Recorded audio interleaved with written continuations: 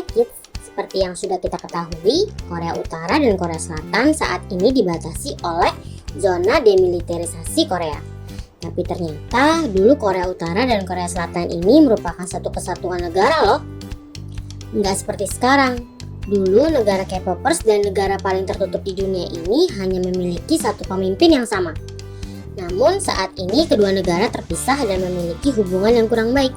Kira-kira apa penyebab Korea Utara dan Korea Selatan bisa terpisah seperti sekarang? Ada kisah apa di balik terpisahnya kedua negara ini?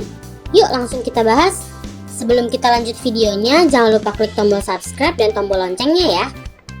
1. Korea.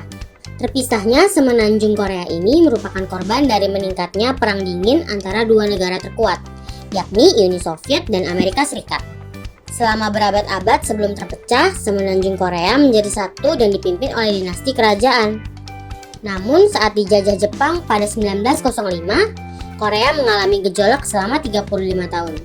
Dan berlangsung sampai akhir Perang Dunia Kedua saat pembagian kedua negara dimulai. Menurut Michael Robinson, Profesor East Asian Study and History di Indiana University, keputusan dibuat tanpa melibatkan orang-orang Korea, hanya dari Uni Soviet dan Amerika Serikat.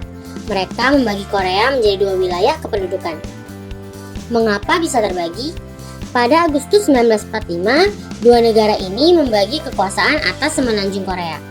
Selama 3 tahun dari tahun 1945 sampai 1948, tentara dan perwakilan Soviet membangun rezim komunis di wilayah utara. Sementara pada bagian selatan, pemerintah dibentuk dan didukung sepenuhnya oleh Amerika Serikat. Saat kebijakan Soviet ditujukan untuk para buruh dan petani, warga Korea kelas menengah terbang ke selatan.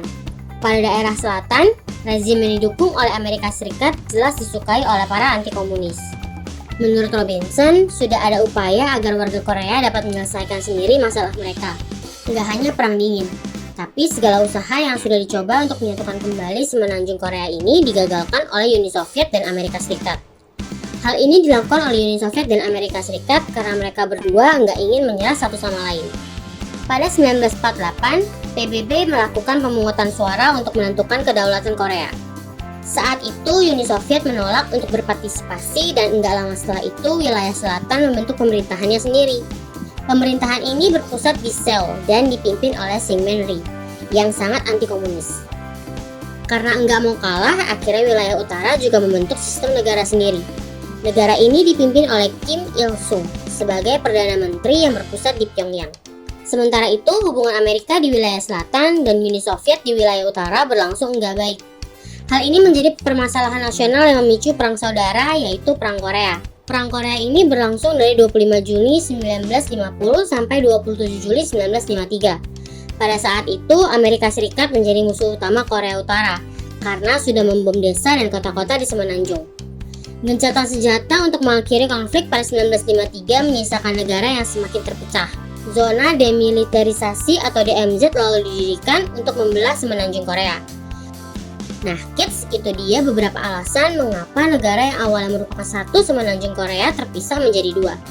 Bagaimana? Sudah paham bagaimana sejarah terpisahnya Korea Utara dan Korea Selatan? Sampai di sini dulu ya videonya. Jangan lupa like, komen, subscribe, dan share ke teman-teman lainnya ya kids. Bye-bye!